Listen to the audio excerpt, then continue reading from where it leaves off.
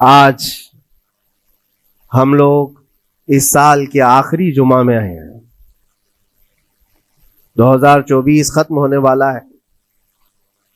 میرے عزیزوں، سب سے پہلے ہم سب کو یہ چاہیے کہ دنیا تو نئے سال کے آنے کے جشن کی تیاریوں میں ہے. گناہوں کے اڈے سجائے جا رہے ہوں گے، لوگ ادھر سے ادھر سفر بھی کر رہے ہوں گے، اہتمامات کر رہے ہوں گے، لوگ ایک نئے سال کے استقبال کی تیاریاں کر رہے ہیں. لیکن ایک مومن بندے کو یہ چاہیے کہ اس کے گزرے ہوئے سال کا وہ حساب بھی تو کر لے. حاسبوا قبل ان تحاسبوا، یہ فرمایا گیا ہے کہ اپنا حساب تم خود کر لو اس سے پہلے کہ اللہ تمہارا حساب لے لے. ہمارے گزرے ہوئے سال کے اندر کتنے دھکے کھائے، کتنی ٹھوکریں کھائی، کیا کیا نقصانات اٹھائے.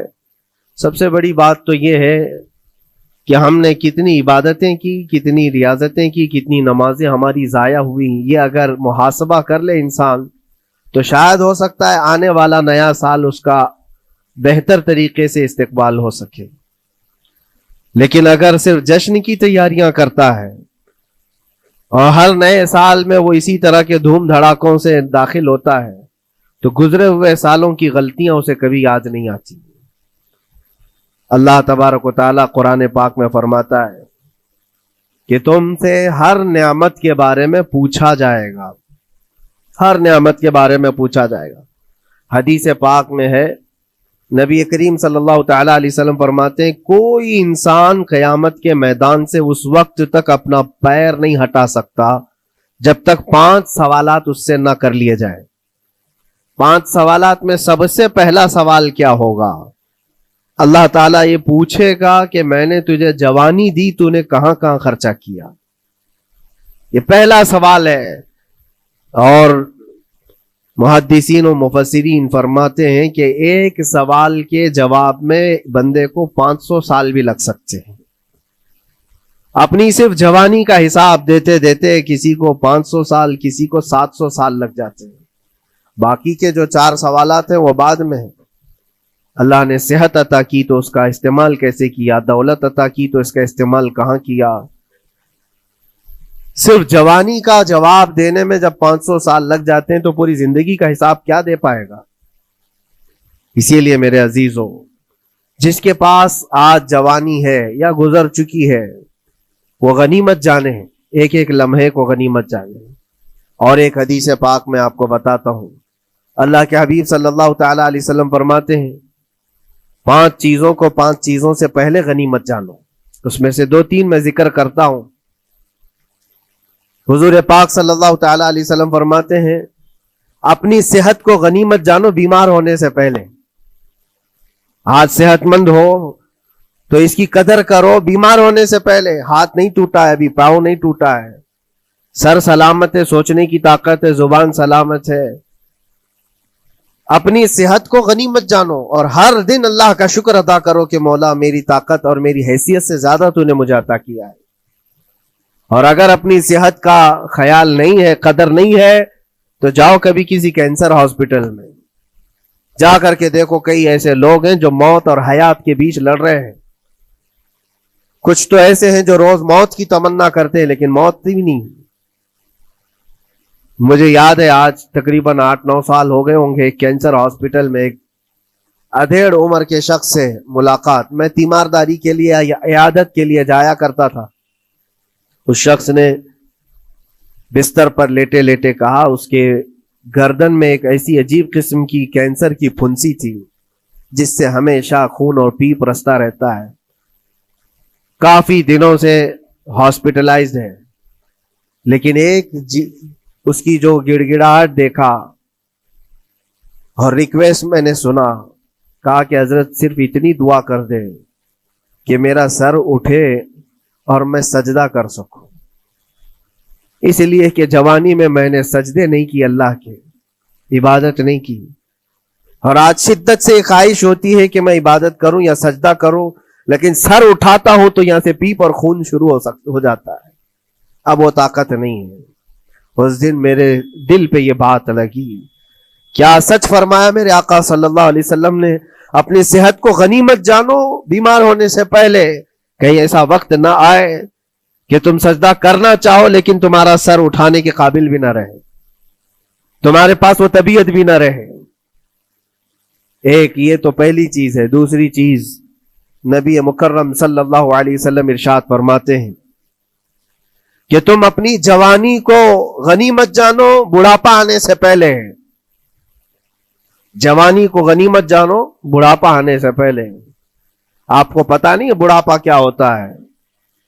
بڑھاپے میں صرف خواہشیں رہ جاتی ہیں, کرنے کی تمنا رہ جاتی ہے لیکن طاقت نہیں رہتی. بڑھاپے کے اندر اعضاء ڈھیلے ہو جاتے ہیں, نہ وہ صحیح ڈھنگ سے پوری عبادت کرنے کے قابل رہ جاتا ہے, بلکہ وہ سوچتا رہ جاتا ہے کہ کاش میں اپنی جوانی میں اتنی نمازیں پڑھ لیا ہوتا, اتنی تسبیح پڑھ لیا ہوتا, لیکن کر نہیں پاتا. اسی لیے اللہ کے نبی صلی اللہ علیہ وسلم نے فرمایا بڑھاپا آنے سے پہلے اپنی جوانی کی قدر کر لو. اور اتنی تیزی سے یہ جوانی جاتی ہے پتہ بھی نہیں چلتا, بہت تیزی سے گزر جاتی ہے. جوانی ایسا شباب ہے کہ یہ بجلی کی طرح بھاگتی چلی جاتی ہے, کیونکہ جوان ہوتے ہی آدمی کے اوپر ایسی ذمہ داریاں آئیں. اس کو شادی کا خیال آیا, شادی کیا, بچوں کا خیال آیا, بچے ہوئے, پالنے کی بات, گھر بنانے کی فکر, بزنس کی فکر, جاب کی فکر. ان تمام چیزوں میں اتنا گھرا رہا کہ جوانی نکل گئی, بال سفید ہو گئے, پتہ ہی نہیں چلا, بڑھاپا آ گیا. اور اس کے بعد بڑھاپے میں اس کو احتساب کرنے کا موقع ملے تو سوچتا ہے کہ میرے پاس جوانی کے اتنے سال تھے, کاش میں عبادت کیا ہوتا یا کچھ کر لیا ہوتا. لیکن ایک بات یاد رکھو, گیا وقت پھر ہاتھ آتا نہیں, سدا دور دورہ دکھاتا نہیں. سب سے قیمتی چیز دنیا کی یہ وقت ہے جو گزر جاتا ہے. آج کا جمعہ پھر ہم صدیوں بعد بھی یا جتنی بھی زندگی ہو یہ دوبارہ نہیں لے سکتے, یہ واپس نہیں آئے گا ہماری زندگی میں. 2024 کا یہ آخری جمعہ ہے, پوری دنیا سر پٹک لے دوبارہ یہ جمعہ واپس نہیں لا سکتی گزر جانے کے بعد. یہ نظام کائنات ہے, وقت گزر رہا ہے. الوقت کالسیف, یہ وقت تلوار کی طرح ہے, اس کو تم کاٹ دو ورنہ یہ تمہیں کاٹے گا. تیسری چیز رسول پاک صلی اللہ تعالی علیہ وسلم ارشاد فرماتے ہیں, دو چیزیں میں نے بتایا. پہلی یہ کہ صحت کو اپنی قدر کرو, غنیمت جانو بیمار ہونے سے پہلے. دوسری چیز ہے اپنی جوانی کی قدر کرو بڑھاپا آنے سے پہلے. اور تیسری سب سے امپورٹنٹ ہے, اللہ کے نبی نے فرمایا زندگی کو غنیمت جانو موت آنے سے پہلے. پہلے والی دو چیزوں میں تو تمہارے پاس موقع تو ہے. صحت چلی گئی, بیمار ہے, لیکن بیماری میں بھی توبہ کر رہا ہے, اللہ اللہ کر رہا ہے, چلو ٹھیک ہے. جوانی چلی گئی لیکن بڑھاپا ہے, بڑھاپا میں تو اللہ اللہ کر رہا ہے, عبادت کر رہا ہے. یہ دونوں میں تو موقع ہے, لیکن زندگی ختم ہو گئی, موت آ گئی, تب پھر کیا ہے؟ موت کے بعد پھر کوئی عمل نہیں ہے, موت کے بعد کوئی عمل نہیں ہے. حضرت سفیان ثوری رضی اللہ تعالیٰ عنہ کی وہ بات مجھے یاد آتی ہے. ایک جنازہ جا رہا تھا اور اس جنازے کے پیچھے ایک 8 سال کی بچی روتی ہوئی جا رہی تھی. اس کے باپ کا جنازہ تھا, بہت رو رہی تھی, بہت گڑ گڑا رہی تھی. کیا جملہ کہہ رہی تھی؟ کہتی تھی کہ ہمارے گھر پر, ہم پر جو آج مصیبت آئی ہے اس سے بڑی مصیبت کبھی آئی نہیں, بہت بڑا صدمہ ہے, بہت بڑی مصیبت ہے. تو حضرت سفیان ثوری نے اس بچی سے کہا بیٹا تمہارے اوپر جو مصیبت آئی, تمہارے گھر پر جو آئی, وہ کل کو ٹھیک ہو جائے گی, تم پھر معمول پر آ جاؤ گے. بلکہ بات یہ ہے تمہارے باپ پر جو آئی ہے وہ سب سے بڑی ہے, وہ موت ہے, وہ سب سے بڑی ہے, کیونکہ وہ پلٹ کر کے آنے والا نہیں ہے. جنازے کو دفن کر دیا گیا. دوسرے دن قبرستان میں حضرت سفیان ثوری کہتے ہیں اسی قبر کے پاس میں اس بچی کو روتے ہوئے دیکھا. بچی کو باپ سے بڑا لگاؤ رہا ہوگا, وہ قبر کے پاس بیٹھ کر کے رو رہی تھی, یوں کہہ رہی تھی ابا آپ بیمار تھے, میں دوائی لا دیتی تھی, آپ سونے کے لیے جاتے میں بستر جھاڑ دیتی تھی اور بچھونے بچھا دیتی, آپ کو اڑا دیتی چادر, اور آپ کو کھانا میں لا کر پروس دیتی. کل کی رات کیسی گزری؟ کیا کسی نے دوائی پوچھی آپ کو؟ کیا کسی نے کھانا پوچھا آپ کو؟ کیا کسی نے بستر جھاڑ کر دیا اور کسی نے آپ کو اوڑھنا اڑایا؟ وہ روتی ہوئی اپنے باپ سے, مرحوم باپ سے باتیں کہی جا رہی تھی. حضرت سفیان ثوری اٹھاتے اور کہتے ہیں بیٹا یہ سوالات اب نہ کر اپنے باپ کو کہ کسی نے کھانا پوچھا, دوائی پوچھی, بستر بچھایا, نہیں. اب یہ پوچھ اپنے باپ سے کل ہم نے جو آپ کو صحیح سلامت دفن کیا چہرہ ابھی تک سلامت ہے یا نہیں, ابھی تک پیٹ سلامت ہے یا نہیں کہ پھاڑ دیا گیا, کفن ابھی تک باقی ہے یا چھین لیا گیا ہے. یہ پوچھ اپنے باپ سے کہ کل ہم نے جب دفنایا تھا تو خوشبوؤں میں دفنایا تھا. پوچھ اپنے باپ سے کہیں کیڑے تو نہیں چڑھ گئے آج, کیونکہ یہ ہونے والا ہے اب قبر کی زندگی میں. عزیزان گرامی وقار, اسی لیے حضرت مولا علی کرم اللہ وجہہ الکریم جب قبرستان جاتے سلام کرتے قبر والوں کو اور اس کے بعد ایک ایک گھنٹہ کھڑے ہو کر روتے تھے. حضرت سعید ابن مسیب کہتے ہیں میں مولا علی کرم اللہ وجہہ الکریم سے پوچھا آپ قبر والوں کے پاس کھڑے ہو کر کیوں رو رہے ہیں؟ حضرت علی فرماتے میں نے ان سے پوچھا کیا حال ہے تمہارا اے قبر والوں؟ انہوں نے جو جواب دیا سعید اگر تم بھی سنتے تو روتے. کہا کیا جواب دیتے ہیں قبروں والے؟ مولا علی کرم اللہ وجہہ الکریم فرماتے ہیں وہ مجھے جواب دے رہے ہیں کہ علی ہمارے گھر والوں نے تو ہمیں صحیح سلامت دفنایا تھا, ہمارے چہروں پر مسلسل آج دن اور رات بچھو چھوڑ دیے گئے, ہمارے چہروں پر آج اور ہماری ناک پر بچھو ڈنک مارتے ہیں, ہمارے بالوں میں جس کو ہم آئینے کے سامنے کھڑے ہو کر گھنٹوں سجایا کرتے تھے پیپ بھر دیے گئے ہیں, اور ہمارے چہرے کی چمڑیاں جھلس گئی. یہ سارے جوابات میرے عزیزوں قبروں والوں کے ہیں. اس منزل تک ہر ایک کو پہنچنا ہے, اسی لیے سال گزرنے سے پہلے اپنی زندگی کا احتساب کرو. اللہ رب العزت نے ابھی بھی ہمیں موقع عطا کیا ہے, ابھی تمہاری زندگی ختم نہیں ہوئی, سانس لے رہے ہو, توبہ کر لو, دعائیں کرو کہ مولا کریم ہمارے لیے نیا سال خیر و برکت والا بنا, گناہوں سے بچنے والا بنا. کچھ لوگوں کی حالت یہ ہے کہ گناہوں پہ گناہ جب ہو جاتے ہیں تو نا امیدی کے شکار ہوتے ہیں. اب کیا ہونے والا ہے, میں تو بہت پاپی ہوں, بہت خطا کار ہوں, مجھ سے تو بڑے بڑے گناہ ہو گئے ہیں, اب میں کیا کر سکتا ہوں. نا امیدی کفر ہے میرے عزیزوں.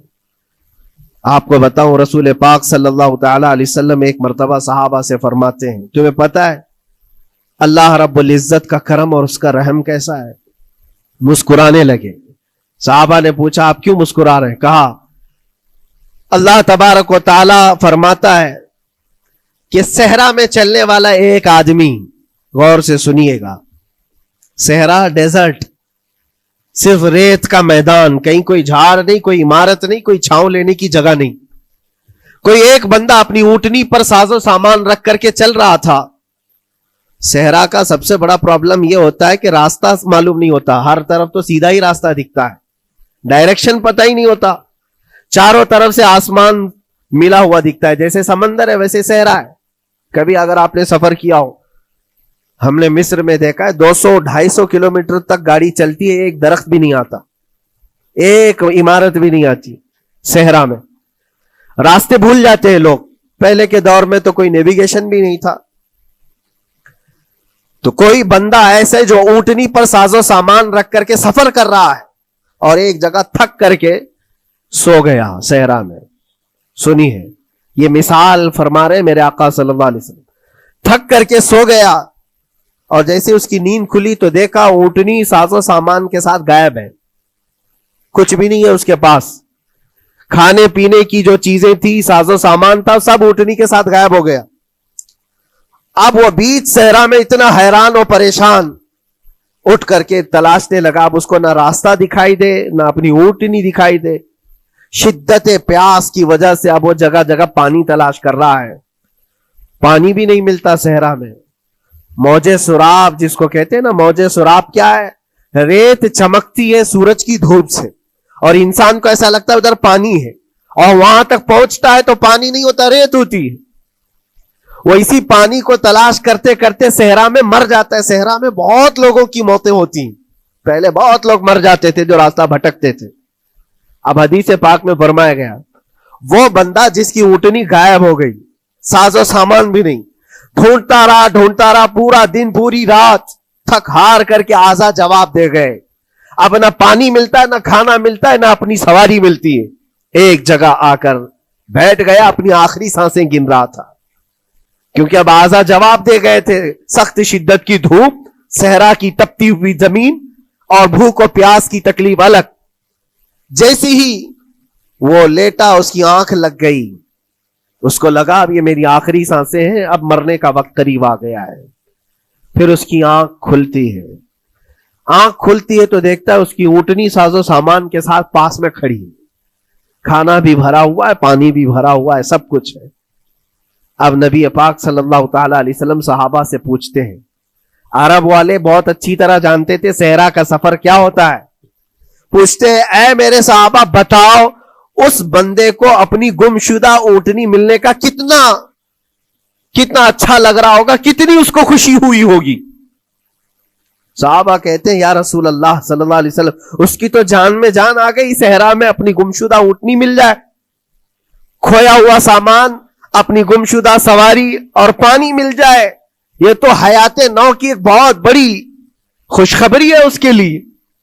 حضور پاک صلی اللہ تعالی علیہ وسلم فرماتے ہیں سنو، یہ مثال میں نے بتایا، اسی طرح سے اگر کوئی بندہ گناہوں میں ڈوب گیا ہے، خطاؤں میں ڈوب گیا ہے، کثرت سے گناہ کرتا رہا، پھر تھک ہار کر کے ایک دن واپس آ گیا، اللہ کی بارگاہ میں سجدہ ریز ہو گیا، جھک گیا، تو اس گمشدہ اونٹنی کے ملنے سے اس صحرا نورد کو جتنی خوشی ہوئی تھی، اللہ کریم اس سے بھی زیادہ اپنے بندے کے واپس آنے پر خوش ہوتا ہے،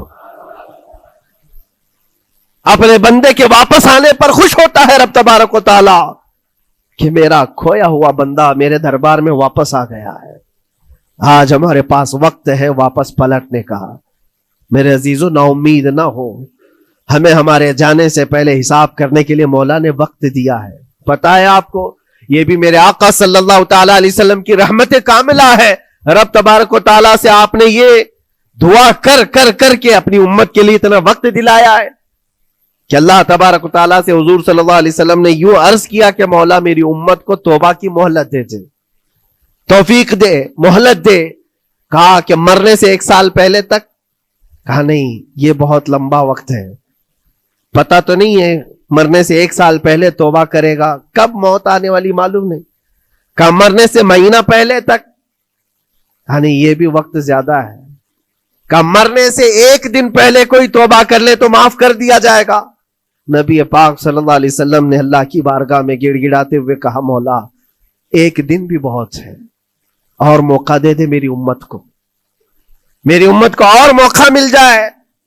رب تبارک و تعالیٰ نے 1 دن پہلے توبہ کرنے والے کو معاف کرنے کا وعدہ فرمایا، لیکن نبی رحمت صلی اللہ علیہ وسلم نے عرض کیا کہ مولا اور بھی کم کر دے۔ رب تعالیٰ فرماتا ہے موت کا جو گرگرا آتا ہے، یعنی جو ہچکی آتی ہے، فرشتے نظر آنے لگتے ہیں، رب تعالیٰ فرماتا ہے اس سے 1 منٹ پہلے بھی توبہ کر لے میں سب معاف کر دوں گا۔ یہ صرف رسول پاک کی اس امت کے لیے، اس امت کا خاصہ ہے، مرنے سے 1 منٹ پہلے بھی وہ آ جائے اللہ کی بارگاہ میں، مولا معاف فرما دے گا۔ عزیزان کرام وقار، اسی لیے میں عرض کرتا ہوں کہ وقت تمہارے ہاتھ سے نکلنے سے پہلے تم آ جاؤ اور اسی دربار میں آؤ جہاں بیٹھنے والا صدیق اکبر بنا، جس کے قدموں میں بیٹھ کر فاروق اعظم بنا، جس کی چھاؤں میں چلنے والا عثمان ذو النورین بنا، اور جس کا لعاب پاک پی کر کے حیدر کرار بنا۔ اس دربار میں آ جاؤ، کامیابی ہماری وہیں رکھی ہے۔ اللہ کریم ہمارا یہ گزرا ہوا سال، اس میں جتنے ہماری غلطیاں، کوتاہیاں، کمیاں، بیشیاں، گناہ ہوئے ہیں مولا اپنے فضل و کرم سے معاف فرما دے، اور آنے والے نئے سال کو ہمارے لیے خیر و برکت والا، ایمان و استقامت والا سال بنا دے۔ اسلام و سنیت کا بول بالا فرما، کفر و شرک کا منہ کالا فرما، گستاخان رسول کو تباہ و برباد فرما، شاتمان رسول پر تو عذاب علیم نازل فرما۔ اے رب کریم، اے احسن الخالقین، مولا ہم سب کو مرنے سے پہلے سچی توبہ کی توفیق نصیب فرما۔